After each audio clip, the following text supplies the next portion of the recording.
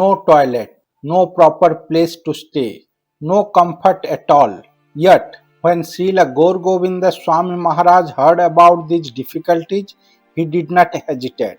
Instead, he laughed and asked, "Should I cancel hari-katha simply because there is no toilet?" But what his disciple witnessed next brought tears to his eyes, because years earlier Srila Prabhupada had done almost the same thing. Like Guru, like disciple. Two pure devotees, the same extraordinary simplicity, the same burning desire to plant the seed of Krishna Bhakti in the hearts of conditioned souls. This is their story. In our previous video, we heard how the simple villagers of Vatsada became extremely eager to meet Srila Gour Govinda Swami Maharaj after hearing about him, especially after the miraculous incident in which he had divinely protected Kashinath Pandit Das and his family. Seeing the intense desire of the villagers and his family members, Kashinath Pandit Prabhu decided to invite Srila Gour Govinda Swami Maharaj to Vatsada. Nearly 6 months later, Srila Gour Govinda Swami Maharaj mercifully accepted his invitation and agreed to come to Vatsada for a house program.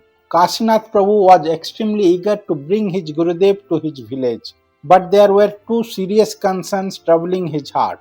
One day before Maharaj's arrival, he went alone to meet him. With folded hands, he humbly said, "Gurudev, I have two things to tell you. I have complete faith that you are merciful to me, and therefore I feel I can speak openly before you." Maharaj affectionately replied, "Yes, speak. Whatever is in your heart, tell me."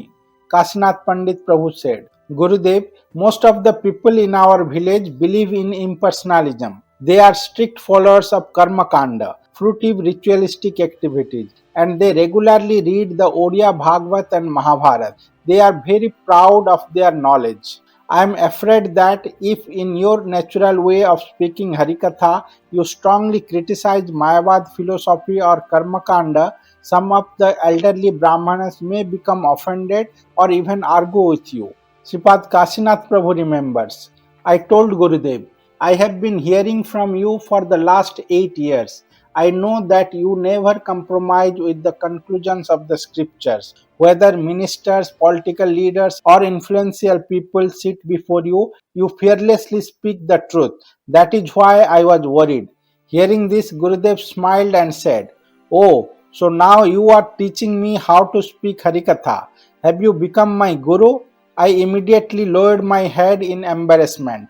I said, "No, no, Gurudev, that was not my intention." Gurudev laughed and said, "Don't worry, everything will be all right." Kashinath Prabhu breathed a sigh of relief, but he was still standing there with folded hands. Gurudev looked at him and asked, "What is the second thing?" Kashinath Prabhu hesitated. Then he said, "Gurudev, there is no toilet facility in our house. You will be staying overnight. How will you manage in the morning?" In those days, toilets were uncommon in villages. People would go to the river bank or the fields in the early morning. Kashinath Prabhu further says, "There was no government guest house, hotel or lodging facility anywhere near the village. Therefore, I was deeply worried." Hearing this, Gurudev burst into laughter. He said, "Why are you so worried? Should I cancel the Harikatha simply because there is no toilet?" After that, Gurudev suggested a simple solution. He said, "Do one thing. Enclose a small place near the edge of your garden. Dig a pit there. Place a wooden plank over it and make a hole in the middle. That will be enough for me." Hearing these words, tears came to Kashinath Prabhu's eyes. What kind of sadhu is this? Such a great spiritual master with hundreds of disciples and followers was willing to accept such simple and uncomfortable arrangements only so that he could speak Harikatha, only so that the villagers could hear about Krishna. Who else could do this? Only Srila Gurudev. Kashinath Prabhu further said, "Slowly wiping my tears, I paid prostrated dandavat to Srila Gurudev and started leaving the place.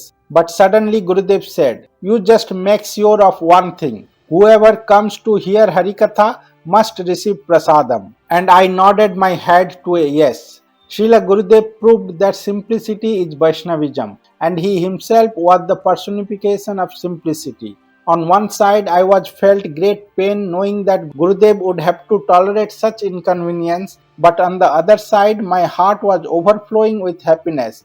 Gurudev was coming to our village. He is coming to shower his mercy upon all of us. We have repeatedly heard from Srila Gour Govinda Swami Maharaj glorifying his beloved Guru Maharaj Srila A.C. Bhaktivedanta Swami Prabhupada.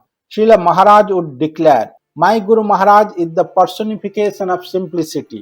With great love and reverence, he would narrate the pastime of Srila Prabhupada's arrival in Bhubaneswar in 1977. Srila Gour Govinda Swami Maharaj had arranged accommodation for Srila Prabhupada in a government guest house, but Srila Prabhupada refused. He said, "I will stay in the hut that my disciple has built with his own hands." At that time, Maharaj humbly expressed his concern. He said, "Guru Maharaj, there is no proper toilet facility here. How will you manage? It will be better if you stayed in the guest house." But Srila Prabhupada lovingly replied, "No, I will stay here." To serve his Guru Maharaj, Srila Gurudev immediately arranged a temporary toilet. A pit was dug and the place was enclosed with bamboo and palm leaves to provide privacy. At that time, Srila Prabhupada had only one request: just arrange electricity so that I can continue my translation work using my dictaphone. I need nothing else. And Srila Prabhupada stayed in that simple hut for 17 days. There were no facilities at all, only simple mud walls and a humble roof. Yet during those 17 days, Srila Prabhupada laid the foundation stone of his last founded temple, his 108th temple, the Sri Krishna Balaram temple in Bhubaneswar. Srila Gurudev would repeatedly narrate this pastime with great love. Through it, he taught what a genuine Vaishnava is like. A true Vaishnava is simple. A true Vaishnava is completely surrendered. A true Vaishnava depends entirely upon Krishna. Srila Gurudev would say, "A real Vaishnava is like my Guru Maharaj, extremely simple and completely surrendered." And years later, Srila Gurudev manifested that same ideal in his own life.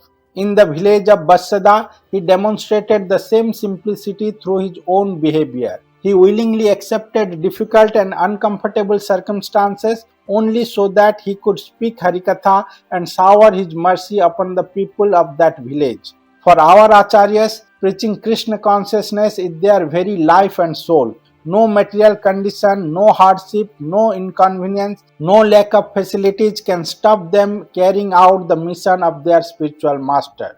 This is the eternal teaching of Srila Prabhupada and Srila Gurudev.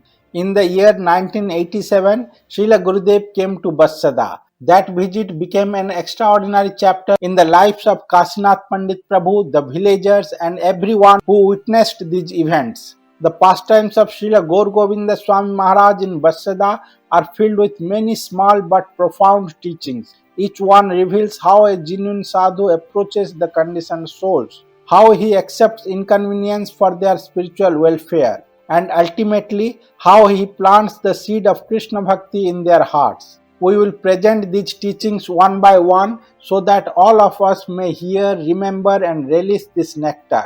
And in the next part, we will witness something extraordinary: how Krishna personally makes arrangements to serve his pure devotee when that devotee desires to shower mercy upon the conditioned souls.